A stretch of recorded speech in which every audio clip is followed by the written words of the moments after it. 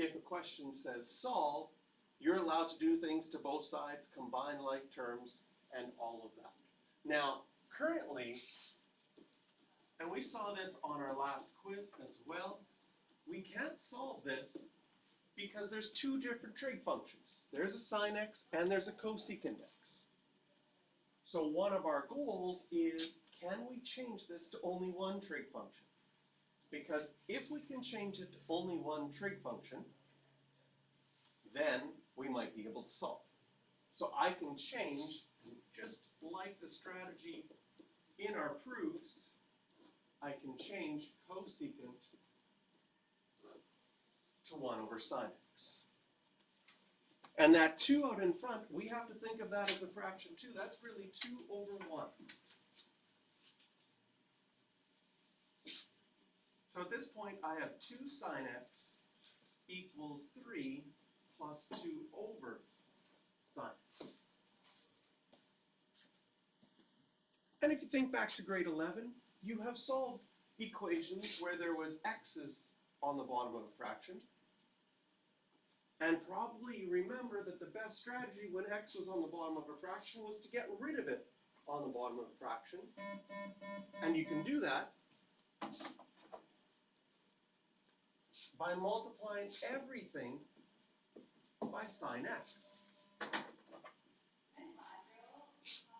So if I multiply this side by sine x, I would end up with 2 sine squared x. And if I multiply that side by sine x, the 3 will get multiplied by sine x, and this fraction gets multiplied by sine x, which was our goal, to get rid of the fraction. Because the sine x on the top would cancel out with the sine x on the bottom. So the only thing new in this chapter was changing cosecant to 1 over sine x. And now it's become a chapter 6 question. We know how to solve these kind of questions. It's quadratic. How do you solve a quadratic equation? You make one side equal to 0, so I'm going to subtract the 3 sine x over and the 2 over to one side. And then we either can factor or use the quadratic formula. I'm going to try to factor first and see if it works. To get 2 sine x would have to be 2 sine x and sine x. To get 2 at the end, it's either 1 and 2 or 2 and 1. And they make a difference. And you see that if you do 2 here and 1 on the outside, your outside's 2 and your inside's 2, that never makes 3. But if I do 2 on my outside and 1 on my outside is now 4, and my inside is 1. That will make -3 if I have -4 plus 1. Quickly multiply it out in your head to double check that it works. And if it does, which it does, then we can continue.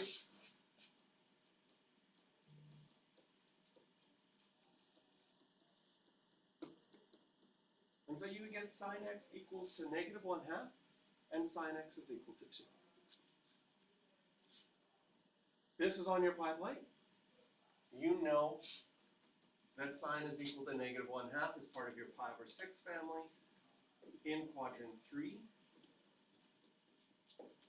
and quadrant 4. And this side, sine cannot be bigger than 1. It's not possible. And you have to write no solution on that side, not possible, something. If you just leave it blank and say in my head, I know that it's not possible, the final exam will deduct you half a mark for not showing the examiner that you also know that. Okay? So we need to show something on that side. Now, notice I got into a rhythm. I started solving. I solved between 0 and 2 pi like normal. Now I should go back and double check. Did it ask me to solve between 0 and 2 pi?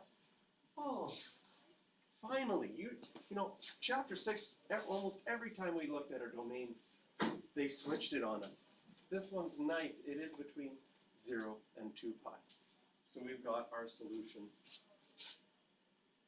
And we're done. So what was new in chapter 7 is we had to use an identity, a definition, to change sine change cosecant to 1 over sine and try to get a single trig function.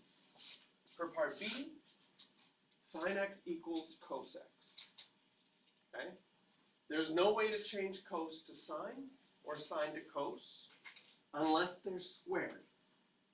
Sine squared is equal to 1 minus cos squared, and cos squared is equal to 1 minus sine squared, but here they're not squared.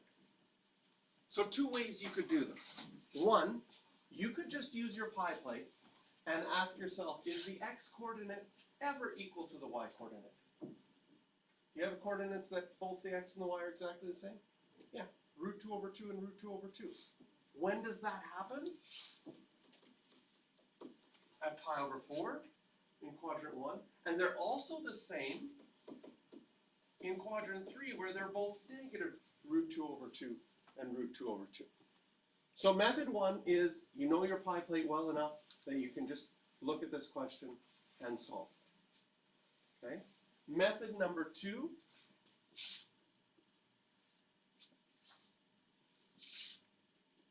is you could divide both sides by cos.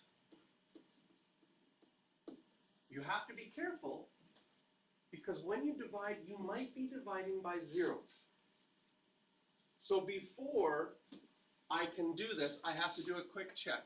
When cos is 0, is sine 0 at the same time? Do we have any 0, 0 point on our unit circle? No. So I would be allowed to divide by cos here, because cos equal to 0 isn't a solution. If I do that, though, can you see that the right side is 1? And what can I change the left-hand side to using an identity? Sin x over cos x is tan x. And now it's a single function. Is tan x equal to 1 on our pi plate? Yes. It's positive in quadrant 1, pi over 4 family, and quadrant 3, pi over 4.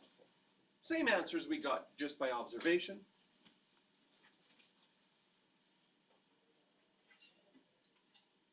But the second method used an identity. All right. Circle number 10.